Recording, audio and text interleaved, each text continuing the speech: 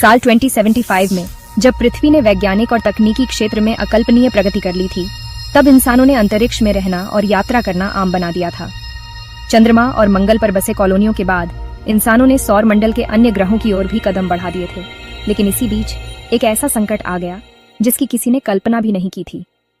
एक दिन पृथ्वी के अंतरिक्ष निगरानी केंद्र ने मंगल ग्रह की कक्षा में एक अज्ञात उड़न तश्तरी देखी।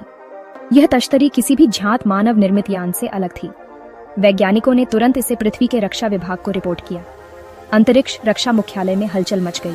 भारत, अमेरिका, रूस, चीन और यूरोपीय देशों ने मिलकर एक विशेष अंतरिक्ष सुरक्षा गठबंधन ISA इंटरनेशनल स्पेस अलायंस बनाया था, जिसका मुख्य उद्देश्य अंतरिक्ष में होने वाले किसी भी खतरे से निपटना था।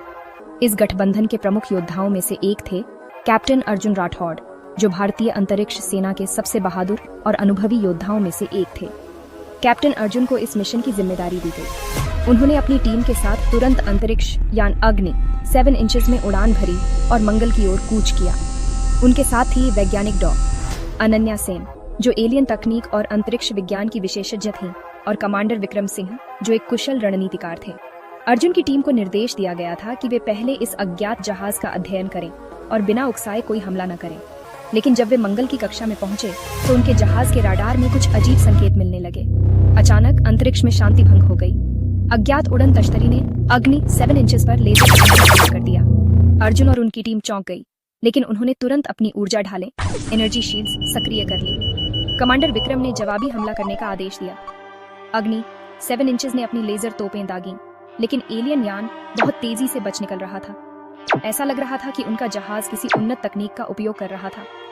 डॉ. अनन्या ने तुरंत अपने कंप्यूटर सिस्टम पर डेटा का विश्लेषण करना शुरू किया और पाया कि एलियन जहाज किसी अज्ञात ऊर्जा स्रोत से संचालित हो रहा था, जो पृथ्वी की ज्ञात तकनीक से कहीं अधिक उन्नत था। इस युद्ध के बीच ही पृथ्वी पर एक और चौंकाने वाली खबर आई। विश्व के विभिन्न हिस्सों में रहस्यमयी अंतरिक्ष यान देखे जाने लगे थे। अमेरिका, रूस और भारत के प्रमुख शहरों में ब्लैकआउट होने लगे। ऐसा प्रतीत हो रहा था कि ये एलियन पृथ्वी पर आक्रमण की योजना बना रहे थे।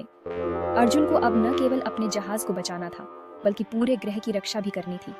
उन्होंने पृथ्वी के मुख्यालय से संपर्क किया और रणनीति बनाई।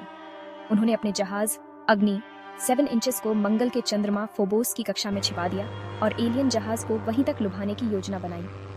जैसे ही एलियन जहाज पास आया, अर्जुन ने अपने कृत्रिम बुद्धिमत्ता AI प्रणाली का उपयोग करते हुए उनके कम्युनिकेशन सिग्नल को डिकोड करने की कोशिश की। यह एक मुश्किल काम था, लेकिन डॉ.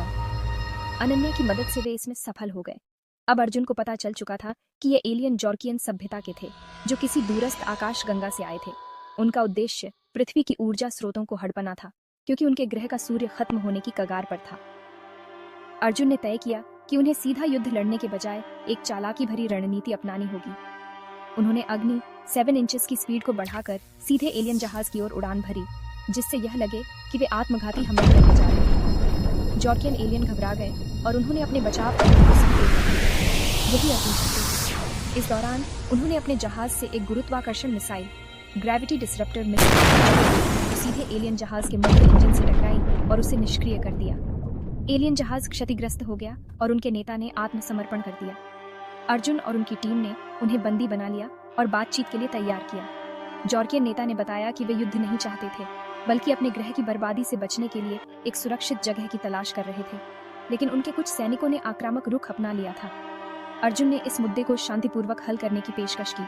उन्होंने पृथ्वी के वैज्ञानिकों और एलियन सभ्यता के बीच वार्ता करवाई। अंततः एक समझौता हुआ कि जॉर्कियन को एक नए ग्रह की तलाश में पृथ्वी की सहायता दी जाएगी, लेकिन वे आक्रामक नीति नहीं अपनाएंगे। इस प्रकार कैप्टन अर्जुन राठौड़ और उनकी टीम ने न केवल पृथ्वी को विनाश से बचाया, बल्कि एक नए अंतरिक्ष युग की शुरुआत भी की, जिसमें एलियन सभ्यता और इंसानों के बीच शांति और सहयोग की संभावना बनी।